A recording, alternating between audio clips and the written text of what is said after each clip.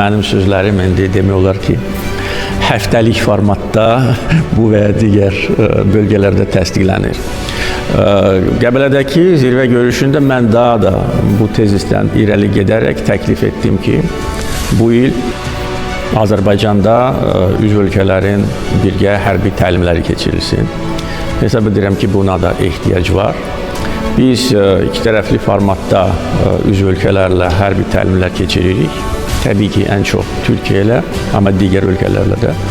Ancaq birgə hərbi təlimlərin keçirilməsində həm böyük rəmzi məna ola bilər, eyni zamanda praktik nöqteyi nəzərdən buna ehtiyac var.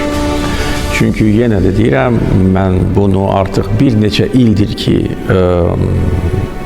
dilə gətirirəm, həm də ki, öz təhlilimi apararaq görürüm ki, bugünkü dünyada beynəlxalq hüquq deyilən məsələ yoxdur. Bunu hər kəs gərək unutsun. Güc var, əməkdaşlıq var, müttəfiqlik var, qarşılıqlı dəstək var.